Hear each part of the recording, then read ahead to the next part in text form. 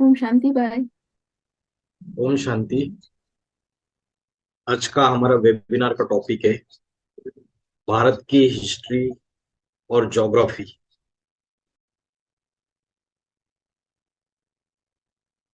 तो हिस्ट्री और ज्योग्राफी ये तो स्कूल लेवल पे सिखाए जाते हैं सब्जेक्ट्स, लेकिन फिर भी आध्यात्मिक मार्ग में इस सब्जेक्ट का क्या महत्व है, ये आज हम जानेंगे। क्योंकि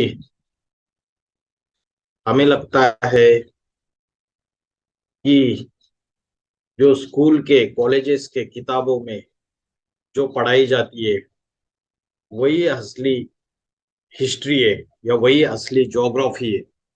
लेकिन भारत की जो असली हिस्ट्री और ज्योग्राफी है, कैसे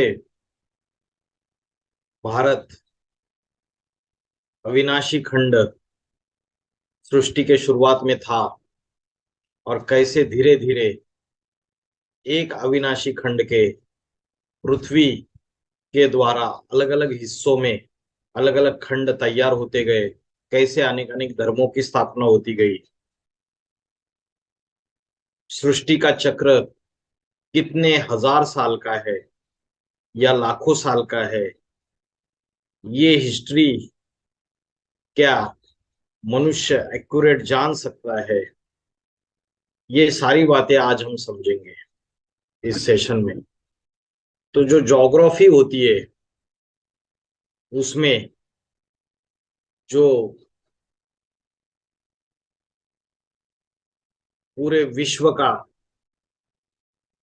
जो भी सरफेस है उसके भौतिक लक्षण क्या है, उसके जनसंख्या क्या है, अलग अलग खंड कौन से है, इसका अलग अलग देश कौन से है, अलग अलग मुख्य शहर कौन से है, इसका अध्ययन किया जाता है। क्लाइमेटिक कंडीशंस, वहाँ की पॉपुलेशन, इन सारी चीजों का अध्ययन किया जाता है। इसको ज्योग्राफी कहते हैं। और हिस्ट्री जो होता है वो हिस्ट्री जो भी घटनाएं पास्ट में घटित हुई है उससे हिस्ट्री बनता है। तो अभी देखना ये है कि क्या मनुष्य के पास सारा का सारा हिस्ट्री अवेलेबल है इस सृष्टि का या नहीं है। और जो हिस्ट्री आज दुनिया में हमें समझाया जाता है, क्या वो एक्यूरेट है क्या, ये भी आज हम देखेंगे।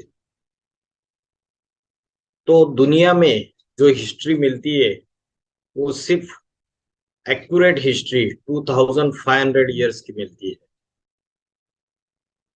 जितने भी बड़े बड़े हिस्टोरियंस है और फिलोसोफर्स है, उनको अगर पूछेंगे कि एक्यूरेट जो सृष्टि का हिस्ट्री है वो कब तक अवेलेबल है, तो वो बोलेंगे आज से 2500 ईयर्स बैक तक का हिस्ट्री अवेलेबल है। तो आज से 2500 साल पहले ऐसा क्या हुआ था और वहां से कौन सी सृष्टि में शुरुआत हुई थी, ये हमें समझना बहुत जरूरी है। आज से 2500 साल पहले इब्राहिम द्वारा इस्लाम धर्म की स्थापना हुई थी। तो इब्राहिम द्वारा जो इस्लाम धर्म की स्थापना हुई और भारत खंड में राजा विक्रमादित्य द्वारा जो प्रथम ज्योतिर्लिंग है उसकी स्थापना सोमनाथ में हुई, जिसको सोमनाथ का ज्योतिर्लिंग या शिवलिंग कहते हैं। तो पहला पहला शिव का मंदिर स्थापन हुआ।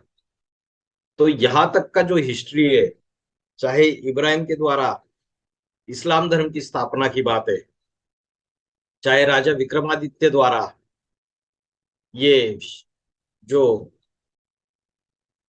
ज्योतिर्लिंग की स्थापना की बात है सोमनाथ में, तो ये यहाँ तक का जो 2500 साल का हिस्ट्री आज मनुष्य के पास अवेलेबल है। लेकिन इब्राहिम आने से पहले, उसके द्वारा इस्लाम धर्म स्थापन होने से पहले इस सृष्टि में क्या था ये किसी को भी पता नहीं है। जो प्रूफ्स अवेलेबल मिलते हैं हिस्ट्री में कि 4600 साल पहले जो मोहेंजोदड़ो की जो खुदाइयों में वो संस्कृति जो मिलती है आज भी, और जो हड़प्पा की सभ्यता जब एक्सकैवेशन किया गया आर्कियोलॉजिकल सर्वे द्वारा, तो हड़प्पा की जो सभ्यता है वो 5000 ईयर्स पुरानी मिलती है। और मेसोपोटामिया, इसमें भी जो सभ्यता मिली है, जो संस्कृति मिली हुई है, जो सिविलाइजेशन मिला हुआ है खुदाइयों के बाद, आर्कियोलॉजिकल सर्वे करने के बाद, तो उससे ये साबित हो गया कि वो 5000 ईयर्स पुरानी है। तो इन सारी चीजों से ये पता चलता है, आज तक जितने प्रूफ प्रमाण मिले हुए हैं वो 5000 साल से ज्यादा प्रूफ प्रमाण नहीं मिले हुए हैं। तो जो चार युग है सृष्टि के, सतयुग, त्रेता युग, द्वापर युग और कलयुग, इन चारों युगों की जो कंप्लीट आयु है, या इन चारों युगों का कितने हजार साल के ये चारों युग है, ये हमें जानना बहुत जरूरी है। तो सतयुग, त्रेता युग, द्वापर युग और कलयुग, ये चारों युग मिला के ये 5000 ईयर्स का ड्रामा है, 5000 साल का चक्र है। इस 5000 ईयर्स के ड्रामा में सतयुग और त्रेता युग, ये आधा, ये दिन है या स्वर्ग की दुनिया है, और द्वापर युग और कलयुग ये आधा रात्रि है या नरक की दुनिया है। तो ये 2500 साल द्वापर युग कलयुग, और सतयुग त्रेता युग 2500 साल। लेकिन हमें क्या बताया जाता है कॉलेजेस में, यूनिवर्सिटीज में, या जो भी शास्त्र है, अध्यात्म है, उसमें क्या पढ़ाई पढ़ाई जाती है कि ये सृष्टि लाखों वर्ष पुरानी है, लाखों वर्ष पुरानी है। और लाखों वर्ष पुरानी है तो उसमें कहते हैं कि सतयुग की जो आयु है वो कितने हजारों साल की है, सतयुग की आयु कलयुग से 4 गुना, त्रेता युग की 3 गुना, द्वापर युग की 2 गुना दिखाते। तो ऐसी ऐसी बातें बताई जाती है और समझते ये लाखों वर्षों का चक्कर है। बोलते कलयुग तो अपनी बाल्यावस्था में है। लेकिन अगर उनको प्रूफ मांगा जाए कि ये लाखों वर्षों की जो सृष्टि है, इसका हिस्ट्री बताइए आप एक्यूरेट, इन लाखों वर्षों में क्या क्या हुआ, तो उनके पास अवेलेबल नहीं है। उनके पास सिर्फ 2500 ईयर्स का हिस्ट्री अवेलेबल है। तो वो जो हिस्ट्री अवेलेबल है 2500 ईयर्स का, उसी में इस सृष्टि का राज छुपा हुआ है। वो हम आगे देखेंगे कि कैसे ये सृष्टि का चक्र 5000 ईयर्स का है, और क्यों सिर्फ आधा, मतलब 2500 ईयर्स का ही हिस्ट्री अवेलेबल है।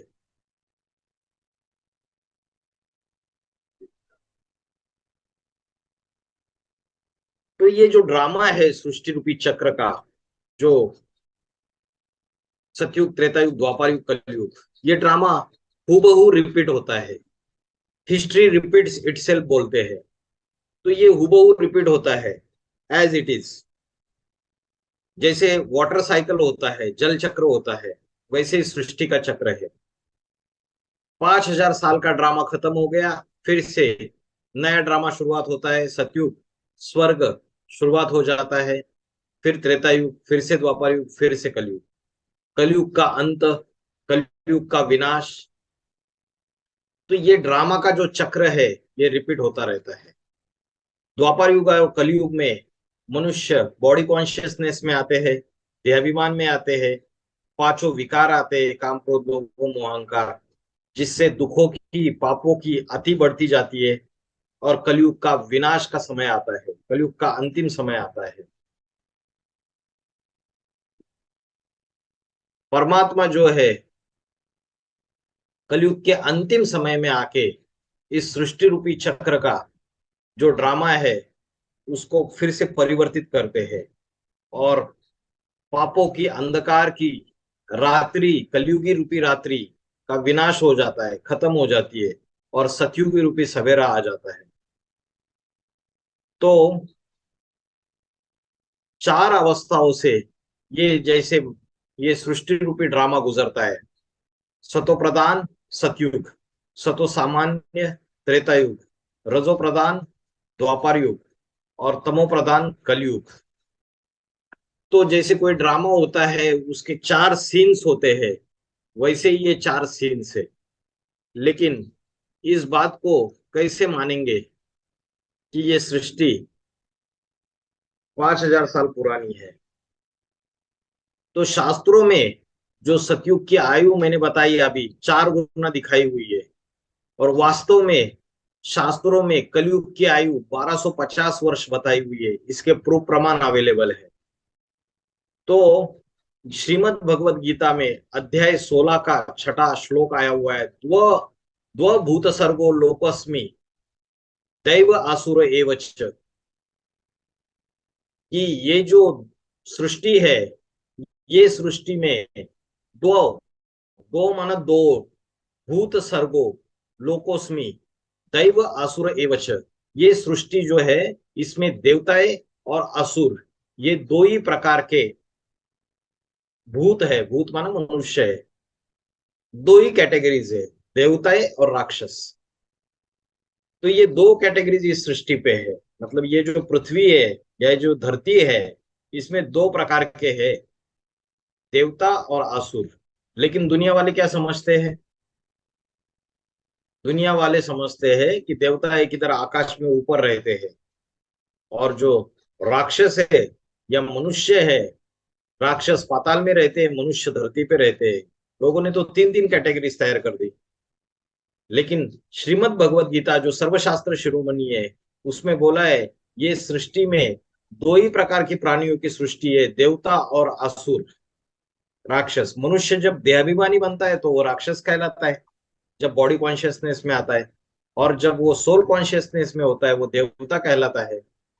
तो इसलिए देवताओं का जो दिन और वर्ष वो अलग अलग दिखाते हैं, जैसे दिव्य दिव्य वर्ष बोलते हैं। तो ये जो कंसेप्ट है जो शास्त्रों में आई है, या लोगों ने इसका ज्यादा गपोड़े सब जगह फैला दिए, सब जगह भ्रांतियां फैला दी है, ये सारी झूठी भ्रांतियां है। वो बोलते हैं देवताओं का जो एक दिन होता है, वो जैसे मनुष्य को हजारों साल का लंबा समय है।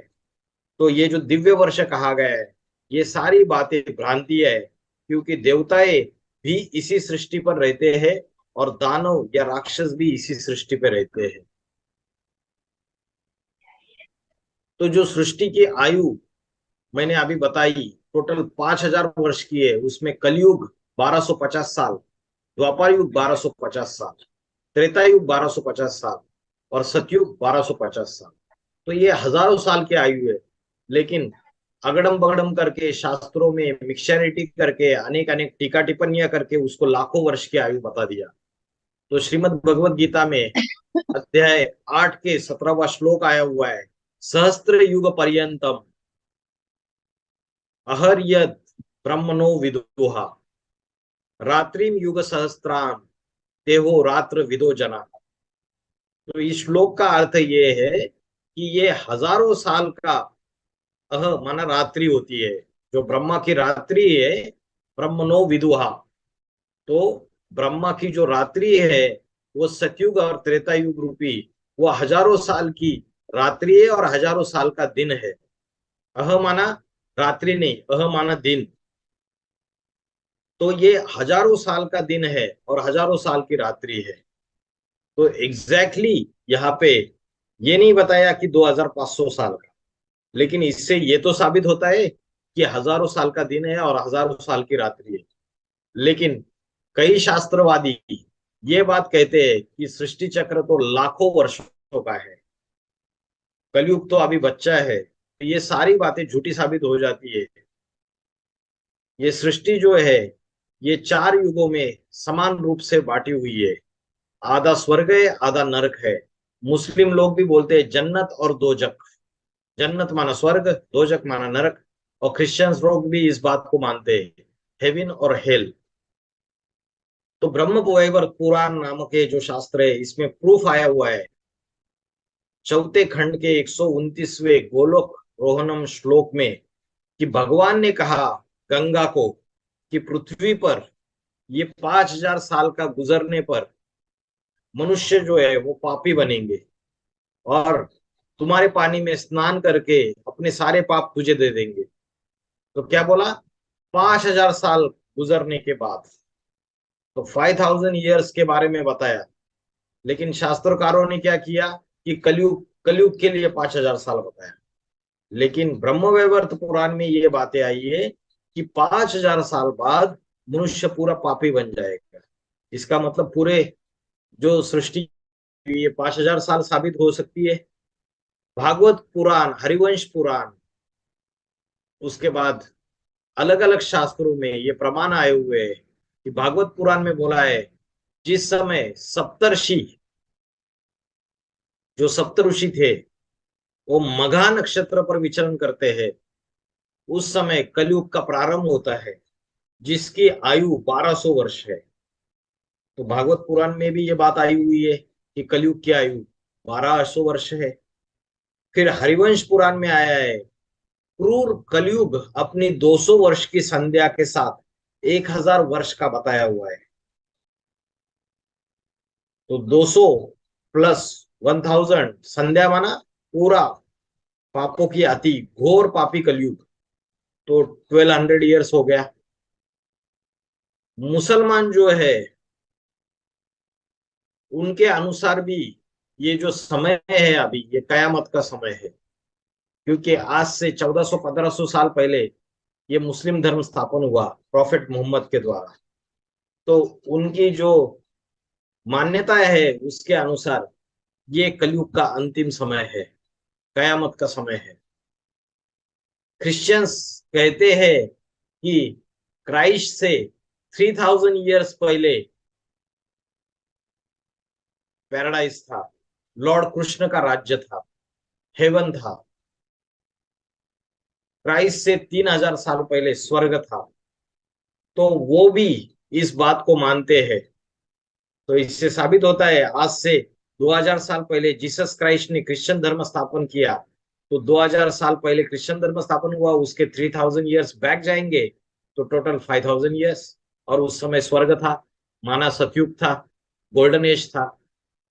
तो इन सारी बातों से और अनेक शास्त्रों के प्रमाणों से, जैसे महाभारत वन पर्व में बोला है कलयुग की आयु 1,000 वर्ष, 100 वर्ष उसकी संध्या और 100 वर्ष उसकी संध्यांश, तो ऐसी 1,200 वर्ष का हो गया।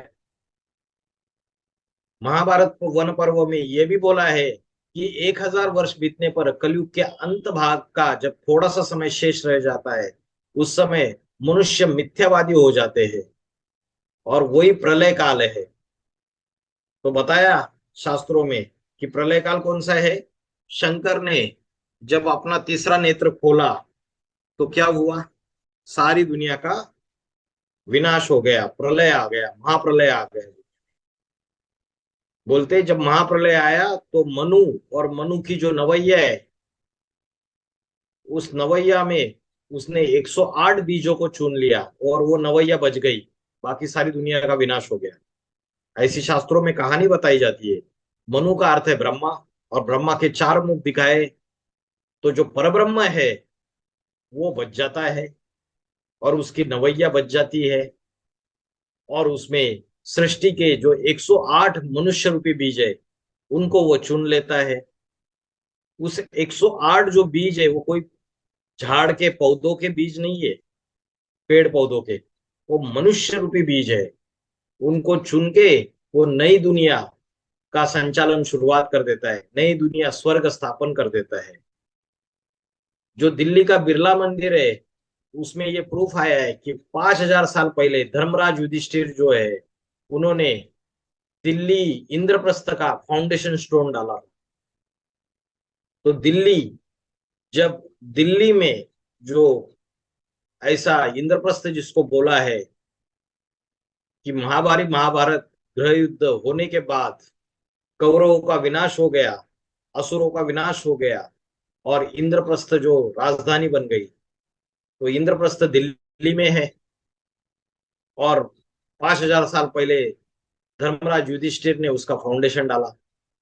तो इसका मतलब सृष्टि की जो शुरुआत हुई या सतयुग की शुरुआत हो गई, पापी कलयुग का अंत हो गया महाभारत विनाश होने के बाद, तो वो 5,000 साल पुराना था।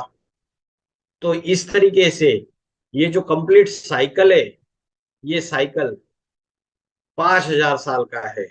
सतयुग, त्रेतायुग, द्वापर युग, कलयुग। ये चीज साबित हो जाती है शास्त्रों में, और भी कई अनेक प्रूफ है। आज हम उन प्रूफ्स को नहीं देखेंगे। हमारा मुख्य टॉपिक है भारत की हिस्ट्री और ज्योग्राफी। तो पहले तो हमें यह समझ में आ गया कि ये सृष्टि 5,000 ईयर्स पुरानी है सिर्फ, ऐसा नहीं कि लाखों वर्ष पुरानी है। तो बहुत इजी हो गया। 2,500 ईयर्स में द्वापर युग, कलयुग है। और 2,500 साल पहले इब्राहिम ने इस्लाम धर्म स्थापन कर लिया। यहाँ तक का हिस्ट्री अवेलेबल है हमारे पास। उसके बाद दूसरे दूसरे धर्म स्थापन होते गए। बौद्ध धर्म, क्रिश्चियन धर्म, सन्यासी धर्म, आर्य समाजी, सिख धर्म, मुस्लिम धर्म, अलग अलग धर्म स्थापन होते गए। तो ये असली हिस्ट्री है भारत का और सारे वर्ल्ड का। तो ये जो हिस्ट्री है, इसकी हुबहू पुनरावृत्ति होती है, रिपीट होता है एज इट इज। आज से 5,000 ईयर्स पहले हम सभी ऐसे ही वेबिनार में इकट्ठा मिले थे, और मैं भारत की हिस्ट्री और ज्योग्राफी की जानकारी दे रहा था, आप सभी सुन रहे थे। तो ये हिस्ट्री जो है, ये जो ज्योग्राफी है, ये एज इट इज रिपीट होता है हर 5,000 ईयर्स के बाद। हर 5,000 ईयर्स के बाद इस सृष्टि का ऐसे ही परिवर्तन होता है। ऐसे ही ये सृष्टि, पापी सृष्टि, कलयुगी तमोप्रधान सृष्टि, जिसमें दुख, अशांति, हिंसा, आतंकवाद फैला हुआ है, वो पावन बन जाती है। सतयुग रूपी सवेरा आ जाता है। तो 5,000 ईयर्स का सृष्टि चक्र समझने के बाद अभी हम ये समझते हैं कि भारत का ये हिस्ट्री एक्यूरेट किस तरीके से है, और किस तरीके से राम राज्य कितने हजार वर्ष का है और रावण राज्य कितने हजार वर्ष का है। तो ये जो झाड़ है, ये झाड़, इसका वर्णन श्रीमद् भगवत गीता में भी बोला गया है। श्रीमद् भगवत गीता में बोला है, उद्रो मूलम अधश शाखा अश्वत्थम प्राहुर्व्ययम। जिसकी जड़ें उद्र मूलम ऊपर की ओर है और शाखाएं नीचे की ओर है, ऐसा ये सृष्टि रूपी वृक्ष है, सदाकाल टिकने वाला, चिरकाल टिकने वाला। तो ये जो सृष्टि रूपी वृक्ष है, ये 5,000 ईयर्स का है।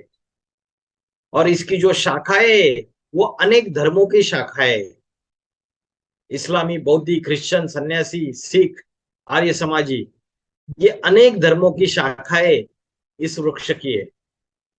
और इसकी जो जड़ें है और इसका जो बीज है, वो सनातन धर्म है, जिसको आज हिंदू धर्म कहा जाता है।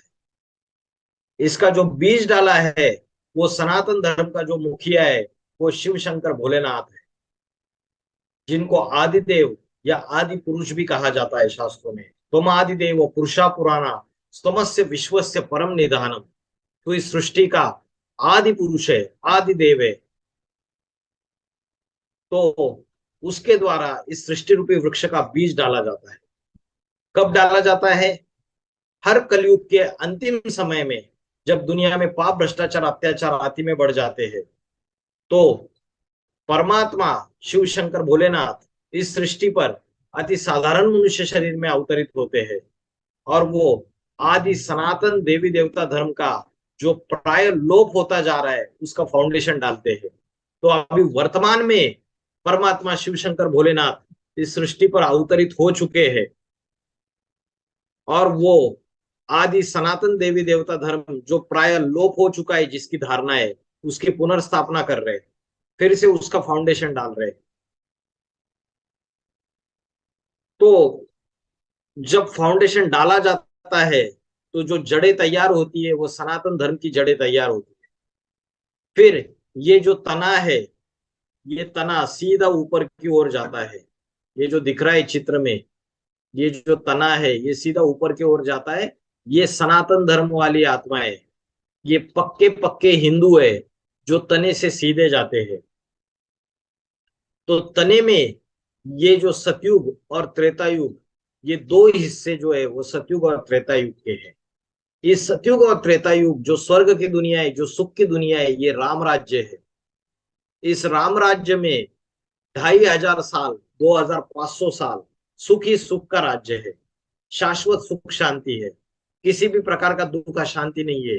चोरी चकारी नहीं है, लूटपाट नहीं है, कोई भी प्रकार की धोखाधड़ी नहीं है, कोई भी प्रकार की हिंसा नहीं है, आतंकवाद नहीं है। तो सतयुग और त्रेता युग ये आदि सनातन देवी देवता धर्म का, देवी देवताओं का राज्य परमात्मा स्वयं आके स्थापन करते हैं। ये 2500 साल चलता है। ये भारत का असली हिस्ट्री है। क्योंकि कलयुग के अंत में जब महाप्रलय होता है, कयामत होती है, सारी सृष्टि का विनाश होता है, डिस्ट्रक्शन होता है, तब एक ही भारत खंड बचता है। जो भारत खंड जो है वो अविनाशी धरती है, उसका कभी विनाश नहीं होता है। वो उत्तर भारत की जो धरती है, उसी धरती पे परमात्मा का दिव्य अवतरण शास्त्रों में गाया हुआ है। और उसी धरती पे परमात्मा फिर से आके स्वर्ग स्थापन करता है, सतयुग स्थापन करता है, आदि सनातन देवी देवता धर्म का फाउंडेशन डालता है। तो ये जो स्वर्ग चलता है ये सतयुग और त्रेता युग। तो हमको 2500 साल का हिस्ट्री पता है द्वापर युग और कलयुग का, लेकिन उसके पहले क्या हुआ ये पता नहीं है। जैसे आधा दिन होता है और आधी रात्रि होती है। दिन और रात्रि दोनों मिलके 24 घंटे का होता है। 12 घंटे दिन, 12 घंटे रात्रि। वैसे ही अगर रात्रि जो है द्वापर युग और कलयुग जिसका हिस्ट्री हमें पता है, ये 2500 साल की है। तो जरूर उसके पहले भी 2500 साल सतयुग और त्रेता युग होना चाहिए। उतना ही पीरियड जो हमें पता नहीं है। क्यों? ऐसा क्यों? ऐसा क्यों होता है कि सतयुग और त्रेता युग की हिस्ट्री हमारे पास अवेलेबल नहीं है और द्वापर युग और कलयुग की हिस्ट्री अवेलेबल है? उसका कारण ये है कि सतयुग और त्रेता युग में देवी देवताओं का जब राज्य था, तो देवी देवताएं जो थे वो सोल कॉन्शियस थे। उनके अंदर 5 विकार नहीं थे, काम क्रोध लोभ मोह अहंकार। तो देवी देवताओं का जो राज्य था, ये पांचों विकार नहीं होने की वजह से, सोल कॉन्शियसनेस होने की वजह से सुख और शांति का राज्य था। लेकिन अनेक जन्म लेते लेते जैसे आत्मा की शक्ति क्षीण हो जाती है, आत्मा की बैटरी डिस्चार्ज हो जाती है, तो सतयुग और त्रेता युग में अनेक जन्म लेते लेते जो देवी देवता है, जिनके अंदर दैवी गुण है, वो त्रेता के अंत में उनकी आत्मा की बैटरी डाउन चली जाती है। और जो आत्मा की जो कलाएं है, आत्मा की जो पावर है, वो पावर सतयुग में 100% आत्मा सतो प्रधान है। त्रेता युग में आके वो आत्मा की पावर 80% रह जाती है, 80-85%। और द्वापर युग में आके वो सिर्फ 50% पावर रह जाती है। तो त्रेता का जो अंत है, जैसे सतयुग में शुरुआत में 16 कला संपूर्ण है, देवी देवताएं, और त्रेता युग में कितने हैं? 14 कला संपूर्ण है। कला माना उनकी पावर, आत्मा की पावर, दैवी गुणों की शक्तियां। लेकिन जैसे ही द्वापर आता है, तो देवी देवताएं सतयुग और त्रेता युग के अंत में जाके उनकी आत्मा की शक्ति क्षीण हो जाती है, सिर्फ 50% रह जाती है, सतयुग के 50%। तो रजो प्रधान युग आ जाता है। तो सतयुग में वो 16 कला संपूर्ण, और द्वापर युग में कितना कला है? सिर्फ 8 कला है, फिर सिर्फ 50% पावर रह जाती है। तो जब पावर कम हो गई, तो सोल कॉन्शियसनेस कम हो गई, तो बॉडी कॉन्शियसनेस आ गई आदि। 50% बॉडी कॉन्शियसनेस, 50% सोल कॉन्शियसनेस। और 50% बॉडी कॉन्शियसनेस आ गई, तो 5 विकार आ गए, काम क्रोध लोभ मोह अहंकार। काम माना विषय वासना, सेक्स, तो विषय विकार आ गए। सतयुग और त्रेता युग में देवी देवताएं भ्रष्ट इंद्रियों से कोई कर्म नहीं करते थे। जो शरीर के 5 ज्ञानेन्द्रिय है, 5 कर्मेंद्रिय है, तो जो भ्रष्टेंद्रिय है, जहां से मूल मल और मूत्र का त्याग होता है, उससे कोई भी प्रकार का पाप कर्म भ्रष्ट इंद्रियों से कर्म नहीं करते थे। और उससे संतति प्राप्ति नहीं होती थी भ्रष्ट इंद्रियों से कर्म करते हुए। लेकिन द्वापर युग से ये जो देवी देवता है ये त्रेता के अंत में जाके वाम मार्ग में चले जाते हैं और इनका देवत्व खंडित हो जाता है। दैवी गुण इनके आधे हो जाते हैं, 50% हो जाते हैं। और तब जाके ये विशेष बन जाते हैं, विकारी बन जाते हैं, पतित बन जाते हैं। और द्वापर युग से ये जब त्रेता के अंत में पतित बन जाते हैं तो सृष्टि में अर्ध विनाश हो जाता है त्रेता के अंत में। और वो अर्ध विनाश होने की वजह से इस सृष्टि में जो सतयुग और त्रेता युग का जो हिस्ट्री है उसके सारे प्रूफ्स खत्म हो जाते हैं, खलास हो जाते हैं। तो मनुष्य के पास जो हिस्ट्री अवेलेबल है वो द्वापर युग और कलयुग से अर्ध विनाश होने के बाद वाला हिस्ट्री अवेलेबल है। अर्ध विनाश होने से अर्ध जो महाप्रलय हुआ रहेगा उस समय जिसमें आधा विनाश हो गया, उसका जो हिस्ट्री है वो अवेलेबल नहीं है, उसके पहले वाला हिस्ट्री सतयुग और त्रेता युग का। तो द्वापर युग जैसे ही शुरुआत हो जाता है, यहाँ चित्र में आप देख सकते हैं ये अलग अलग शाखाएं, तने को अलग अलग शाखाएं निकलना शुरुआत हो जाती है। इब्राहिम द्वारा इस्लाम धर्म की स्थापना होती है लेफ्ट में। फिर आज से 2250 साल पहले गौतम बुद्ध द्वारा बौद्ध धर्म की स्थापना होती है राइट में, राइटिस्ट। ये राइटिस्ट धर्म है, ये पवित्रता को मान्यता देने वाला धर्म है, अहिंसा को मान्यता देने वाला धर्म है। लेकिन इस्लाम में पवित्रता का मान्यता नहीं दी जाती है और अहिंसा को भी मान्यता नहीं दी जाती है, हिंसावादी धर्म है ये। उसके बाद आज से 2000 साल पहले लेफ्ट साइड में और एक शाखा निकलती है पेड़ को, क्राइस्ट द्वारा क्रिश्चियन धर्म स्थापन होता है। फिर आज से 1500 साल पहले राइटिस्ट में एक राइट शाखा निकलती है इस वृक्ष को, और आदि शंकराचार्य द्वारा संन्यास धर्म स्थापन होता है। फिर आज से 1400 साल पहले प्रॉफेट मोहम्मद द्वारा मुस्लिम धर्म स्थापन होता है। आप कहेंगे कि इस्लाम और मुस्लिम तो एक ही है, लेकिन जो पहले इब्राहिम द्वारा जो इस्लाम धर्म स्थापन हुआ था उसमें मूर्ति पूजा को मान्यता थी, मूर्तियों की पूजा होती थी, देवी देवताओं की पूजा होती थी। लेकिन जैसे ही प्रॉफेट मोहम्मद आए उन्होंने मूर्ति पूजा का खंडन किया, बोला अल्लाह अकबर, एक अल्लाह ही सब कुछ है। सारे देवी देवताओं की मूर्तियों का खंडन कर दिया, उनको तोड़ दिया, और परमात्मा जो है, अल्लाह जो है वो निराकार है और कोई मूर्ति पूजा नहीं होगी। तो उन्होंने नई धारणा प्रस्तापित की, तो जो इस्लामी है वो मुस्लिम धर्म में कन्वर्ट हो गए ज्यादातर, इस्लाम जिसको यहूदी बोलते हैं। तो मुस्लिम धर्म की धारणाएं स्थापन हो गई। फिर आज से 500 साल पहले भारत में सिख धर्म स्थापन हुआ गुरु नानक जी के द्वारा। तो ये जितने भी धर्म स्थापन होते गए, ये धर्म की अलग अलग टहनियां और वो उनके जो पत्ते हैं वो उस धर्म के फॉलोवर्स। तो ये अलग अलग धर्म स्थापन होते गए। कलयुग के अंत में जाके आर्य समाज जी आज से 150 साल पहले दयानंद सरस्वती द्वारा स्थापन हुआ। और सबसे लास्ट में नास्तिक, जो ना आत्मा को मानते हैं, ना परमात्मा को मानते हैं, ना भगवान की किसी रचना को मानते हैं, ना रचयिता को मानते हैं, वो नास्तिक। तो ऐसे ये सारे धर्मों का, 10 धर्मों का ये झाड़ तैयार हो गया पूरी तरीके से।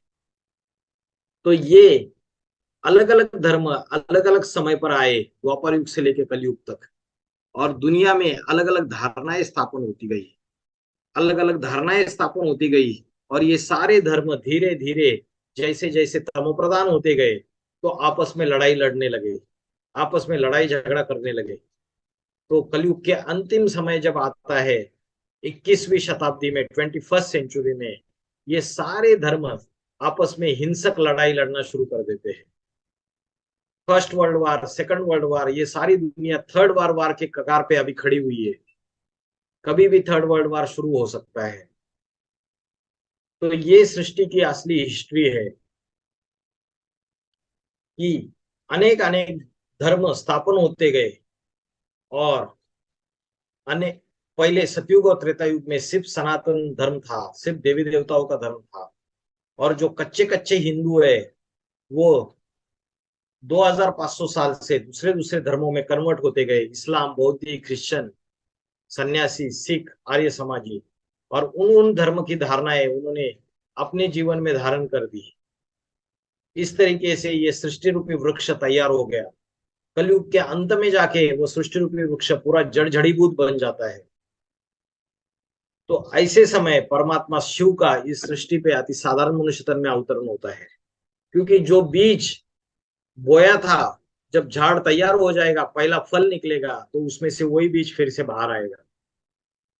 तो ये एक्यूरेट हिस्ट्री है। अनेक अनेक धर्मों का आना और अनेक अनेक धर्म स्थापन होना, इस सृष्टि की वृद्धि होना, और भारत में 2500 साल पहले स्वर्ग की दुनिया या पैराडाइज था या जन्नत थी, वो 2500 साल चली। या राम राज्य था, रावण राज्य, तो अनेक अनेक धर्म स्थापन हो जाते हैं, इस्लामी, बौद्धिक, क्रिश्चन, सन्यासी, सिख, तो रावण राज्य आता है। तो द्वापर युग और कलयुग रावण राज्य है, और सतयुग और त्रेता युग राम राज्य है। लेकिन शास्त्रों में अगड़म बगड़म कर दिया। बोलते हैं सतयुग में देवासुर संग्राम दिखा दिया कि देवता और राक्षसों का युद्ध हुआ। त्रेता युग में राम रावण का युद्ध दिखा दिया। द्वापर युग में महाभारी महाभारत युद्ध दिखा दिया। तो ये सारा अगड़म बगड़म कर दिया शास्त्रों में। अगर द्वापर में भगवान अवतरित हो गए, यदा यदा ही धर्म से ग्लानिर्भवति भारत, हाँ, जब धर्म की ग्लानि हुई, अधर्म का बोलबाला हुआ, तो द्वापर युग में महाभारी महाभारत युद्ध हुई, भगवान ने पांडवों का साथ दिया, और कौरवों का विनाश हो गया, असुरों का विनाश हो गया, राक्षसों का विनाश हो गया। तो द्वापर युग के अंत में अगर महाभारी महाभारत युद्ध हुआ है शास्त्रों के अनुसार, तो द्वापर युग के बाद सतयुग आना चाहिए था, स्वर्ग आना चाहिए था, जब पापों का विनाश हो गया तो। लेकिन द्वापर के बाद तो पापी कलयुग आ गया, और ही पाप बढ़ते गए। तो इससे साबित होता है कि भगवान द्वापर युग के अंत में आए ही नहीं। परमात्मा का जो अवतरण होता है वो कलयुग के अंतिम समय में होता है।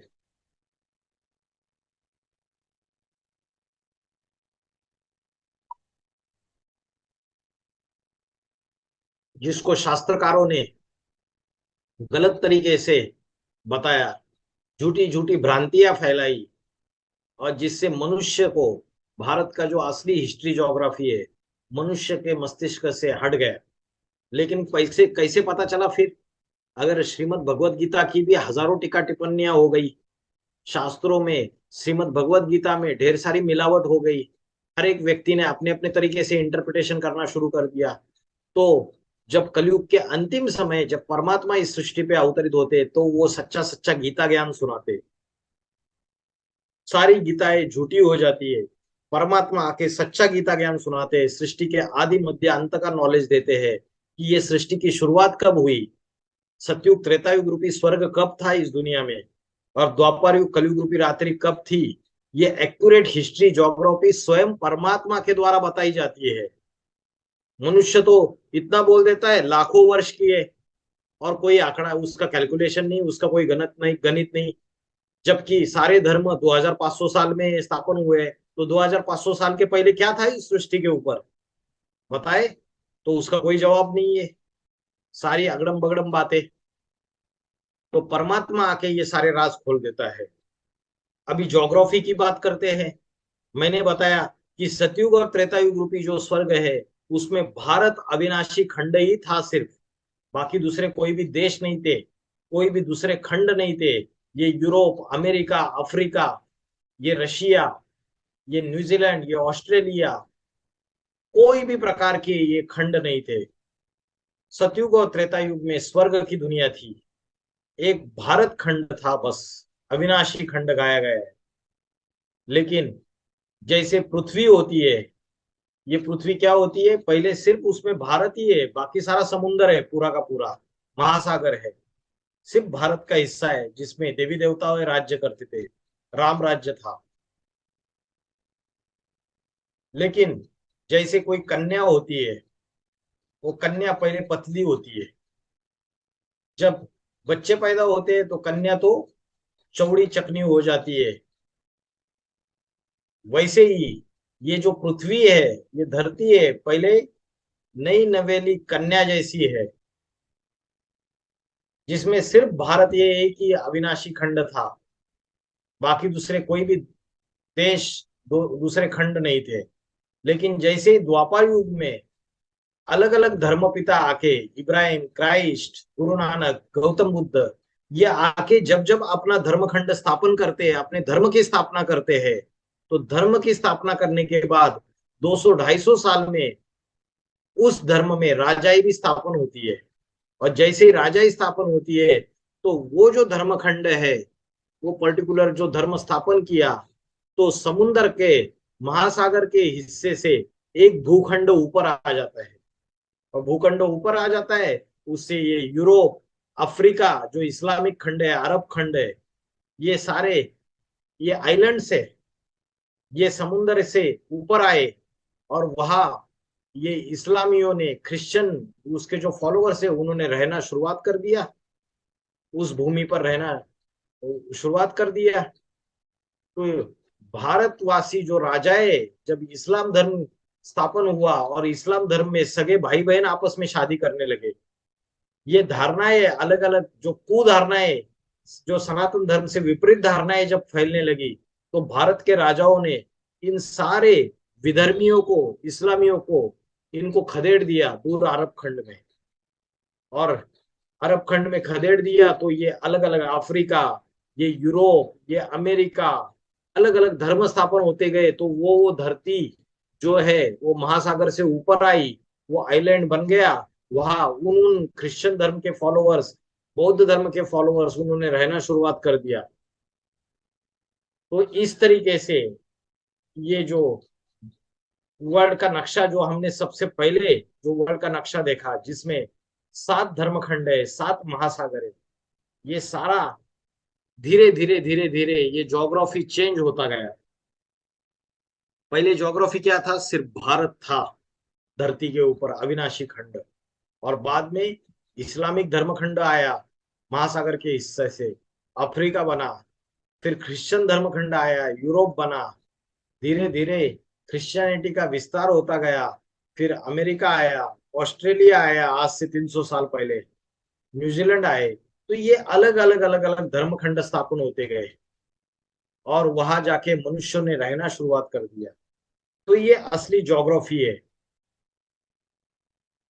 तो ज्योग्राफी में मैंने बताया कि क्या क्या चीजें आती है, कि जैसे जो खंड है उनकी बातें आती है, फिर पॉपुलेशन आती है।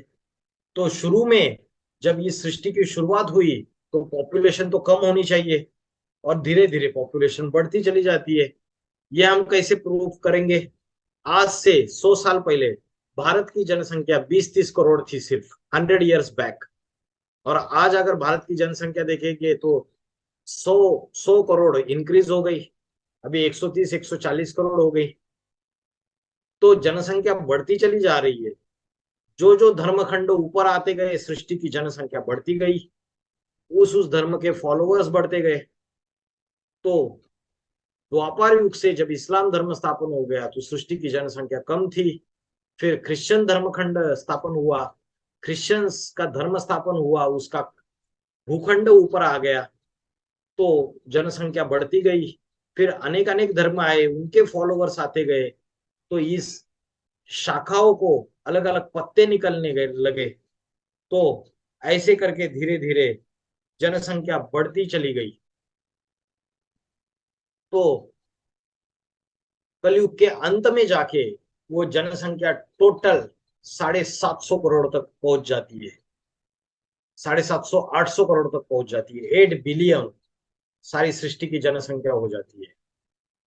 और जब सारी सृष्टि की जनसंख्या 8 बिलियन हो जाते हैं, सारे धर्म, 10 धर्म का ये झाड़ तैयार हो जाता है, उनके उनके फॉलोवर्स, और सारे अनेक अनेक धारणाओं से आपस में टकराने लगते हैं।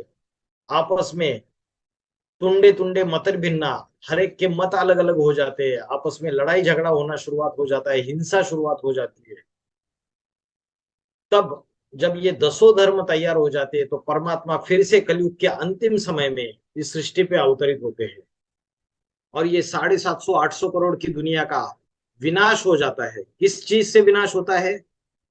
विनाश 3 प्रकार से होता है। एटम बम, न्यूक्लियर वार, जो न्यूक्लियर वार होगा इस सृष्टि के अंदर, उसके द्वारा सृष्टि का विनाश होता है। फिर नेचुरल कैलेमिटीज, प्राकृतिक आपदाएं, भूकंप, ज्वालामुखी, बाढ़, इन चीजों से सृष्टि का विनाश होगा।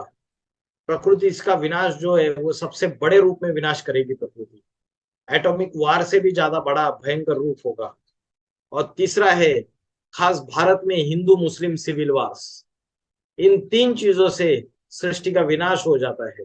और ये 750-800 करोड़ की जो जनसंख्या है ये पूरी खत्म हो जाती है। सर्वभूतानि कौन्तेय प्रकृतिम यान्ति मामिकाम, कल्पक्षय पुनस्तानि कल्पादो विसृजाम में। तो कल्प का क्षय, कल्प माना 4 युगों को एक कल्प कहा जाता है। तो जब कल्प का अंत हो जाता है, कलयुग के अंतिम समय में महाप्रलय आ जाता है, डिस्ट्रक्शन आ जाता है, तो उस समय ये सारी मनुष्य सृष्टि का विनाश हो जाता है। कितने बचते हैं? मैंने बताया ना आपको, सिर्फ शास्त्रों में बताया मनु अपनी 108 बीज इकट्ठा कर लेता है, तो 108 ही बचते हैं क्या? तो परमात्मा आके ये जानकारी देते हैं, ये ज्ञान देते हैं कि कलयुग के अंत में जब सारी सृष्टि का विनाश हो जाता है, तो जो सृष्टि में जो प्रथम पुरुष और प्रथम स्त्री बचते हैं उनके द्वारा सृष्टि का संचालन शुरुआत हो जाता है। जो प्रथम पुरुष और प्रथम स्त्री बचते हैं उनको आदि पुरुष आदि स्त्री, आदि देव आदि देवी, शंकर पार्वती कहते हैं। क्रिश्चियन लोग उनको एडम और ईव कहते हैं। मुस्लिम लोग उनको आदम और हव्वा कहते हैं। जैन लोग उनको आदिनाथ आदिनाथिनी कहते हैं। सबने उनको नाम अलग अलग दे दिए, लेकिन है वो एक ही पर्सनैलिटी। तो उनके द्वारा इस सृष्टि का संचालन शुरुआत हो जाता है। और सृष्टि के आदि में जनसंख्या होती है सतयुग की 9 लाख। आप पूछेंगे इसका क्या प्रमाण है? जब आप परमात्मा द्वारा ये जो ज्ञान दिया जा रहा है इसकी गहराइयों में जाएंगे, तब आपको पता चलेगा कि परमात्मा आके कैसे अपनी भुजाओं का अपने भुजाओं का सहयोग से इस कलयुगी पापी सृष्टि का परिवर्तन कराते हैं। अकेले नहीं कराते हैं, ऐसा संगठन स्थापन करते हैं, ऐसी आध्यात्मिक क्रांति लाते हैं, ऐसा आध्यात्मिक संगठन स्थापन करते हैं, उसके आधार से ये सृष्टि का परिवर्तन करते हैं। तो कलयुग का विनाश होने के बाद जो नई सृष्टि सतयुग चालू होती है उसकी पॉपुलेशन सिर्फ 9 लाख है। 9 लाख देवी देवता है। क्योंकि पापी कलयुग का विनाश हो गया, तो मनुष्य ने अपने 5 विकार को जो भस्म कर दिया, जिन मनुष्यों ने परमात्मा को पहचाना, उससे पढ़ाई पढ़ी, भौतिक सुखों का, कलयुग के भौतिक सुखों का त्याग करते हुए आत्मा की पढ़ाई पढ़ के सोल कॉन्शियसनेस बने, 5 विकारों को परिवर्तित कर दिया और देवी देवता समान दैवी गुण धारण कर लिए अपने अंदर, तो उन देवी देवताओं का राज्य शुरुआत हो जाता है सतयुग के शुरुआत में। तो सतयुग के आदि में सिर्फ 9 लाख जनसंख्या है। सतयुग में आत्मा 8 जन्म लेती है। सतयुग के अंत में जनसंख्या बढ़ते बढ़ते 2 करोड़ हो जाती है। तो त्रेता युग के शुरुआत में 2 करोड़ जनसंख्या, और त्रेता के अंत में जाके वो 10 करोड़ हो जाती है। तो इस तरीके से ये ज्योग्राफी, इसमें जो पॉपुलेशन है, ये धर्मखंड है, ये ऐसे ऐसे चेंज होते रहते हैं। फिर द्वापर युग शुरुआत हो जाता है, अनेक अनेक धर्म स्थापन हो जाते हैं। फिर जनसंख्या धीरे धीरे बढ़ते बढ़ते बढ़ते बढ़ते कलयुग के अंत में जाके 750-800 करोड़ हो जाती है। सारी मनुष्य आत्माएं जो ब्रह्मलोक की परमधाम की रहने वाली है, वो इस सृष्टि पे नीचे उतर आती है। सारा परमधाम खाली हो जाता है। तब परमात्मा शिव जो ब्रह्मलोक परमधाम का रहने वाला है, जहां चंद्र सूर्य तारों की रोशनी नहीं पहुंच सकती, वहां का वो परमात्मा रहने वाला है। ये बात श्रीमद् भगवत गीता में बोली है। तो वो परमात्मा इस सृष्टि पे अति साधारण मनुष्य तन में अवतरित होता है और नई दुनिया सतयुग स्थापन करता है।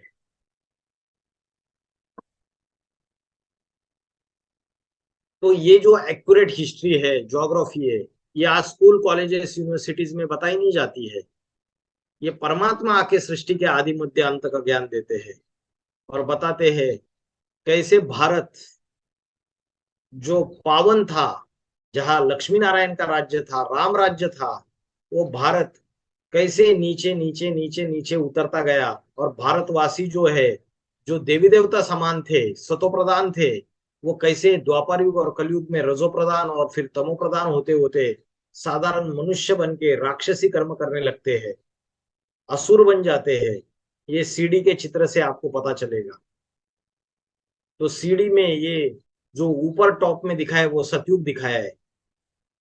उसके बाद त्रेता युग दिखाया है, उसमें लक्ष्मी नारायण का राज्य, राम राज्य है, सुखी सुख का राज्य है, शाश्वत सुख शांति है, स्वर्ग की दुनिया है।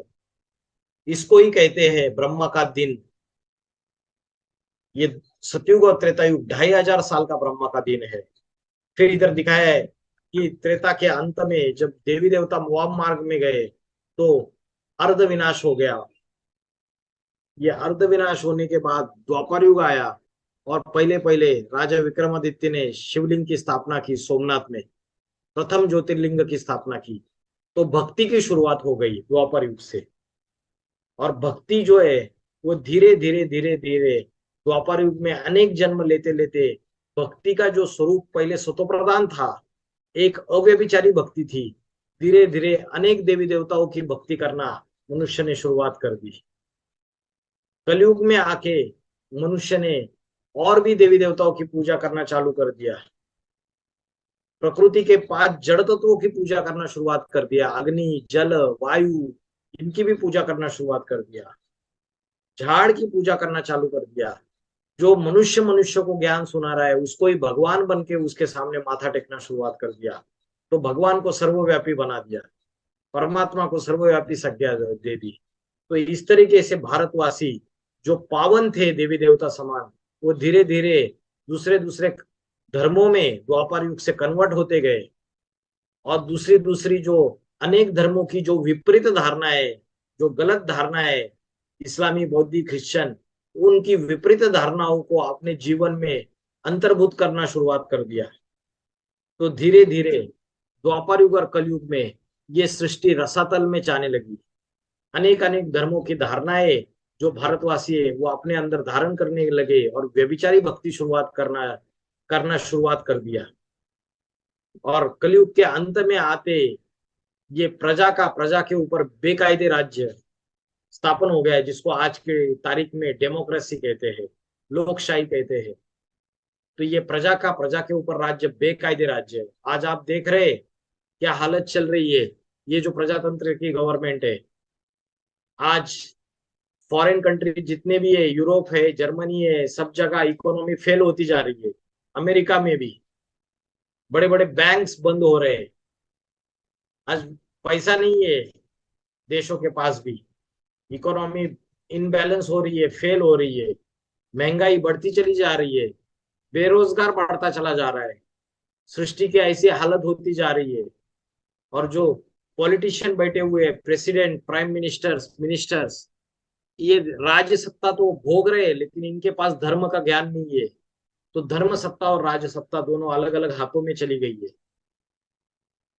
जब ऐसा समय होता है, कलयुग में घोर पापी कलयुग फैल जाता है, तो ये जो साइंस के घमंडी है, रशिया और अमेरिका, जो विज्ञान का जिनके ऊपर अहंकार चढ़ा हुआ है, वो बड़े बड़े एटम बम्स और एटॉमिक वेपन्स तैयार कर लेते हैं कलयुग के अंत में।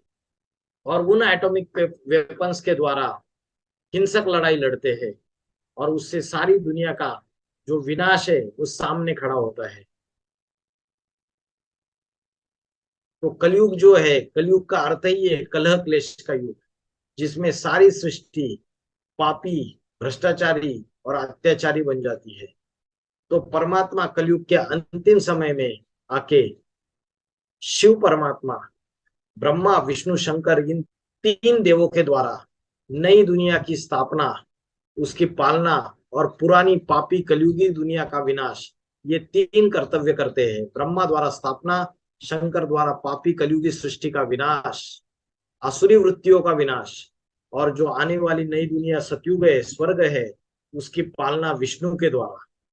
तो ये 3 कर्तव्य परमात्मा के द्वारा अभी वर्तमान में शुरू है। ये दुनिया में वर्ल्ड वॉर 1 हो चुका है, वर्ल्ड वॉर 2 हो चुका है, ये दुनिया अभी वर्ल्ड वॉर 3 के कगार पे खड़ी हुई है।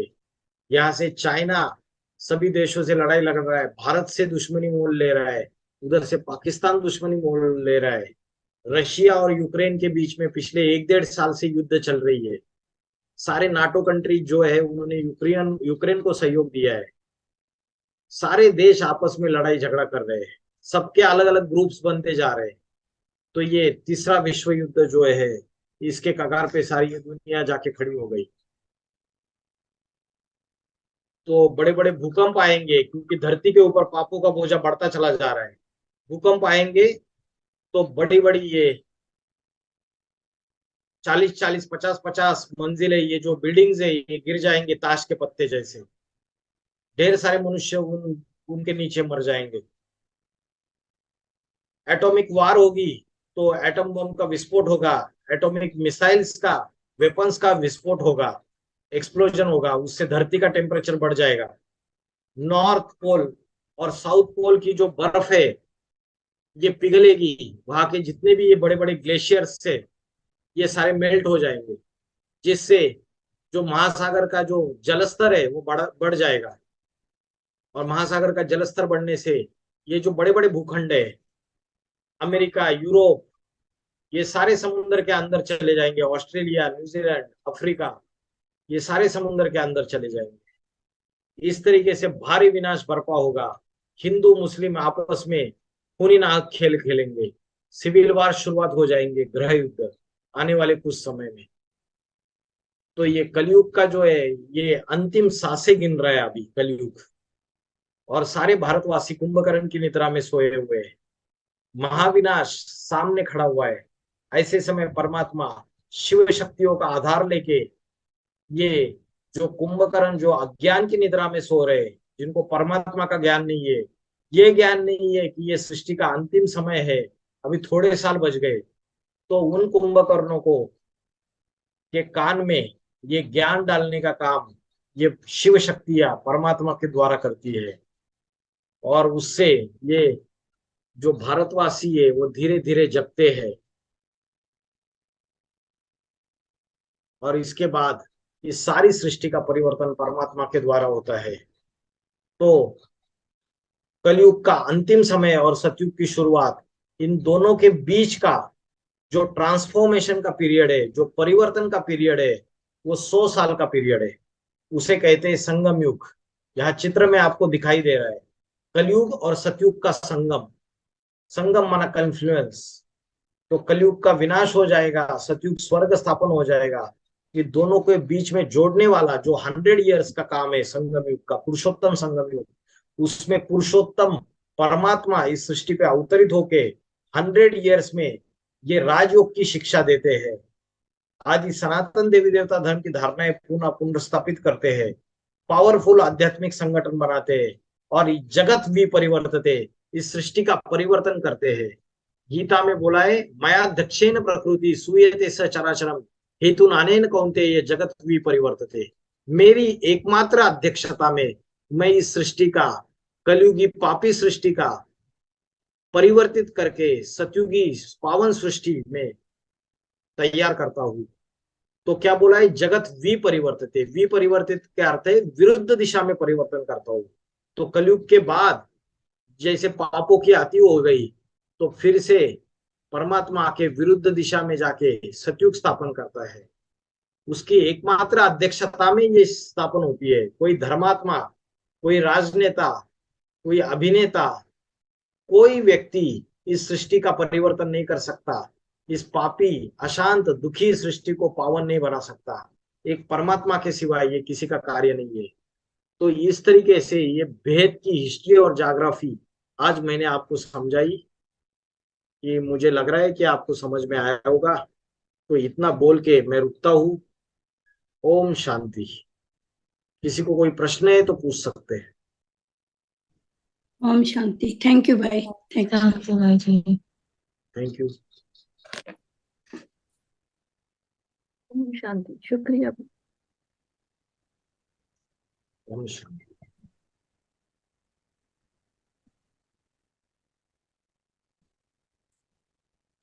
धन्यवाद भाई जी। धन्यवाद। बहुत अच्छा भाई जी ने समझाया।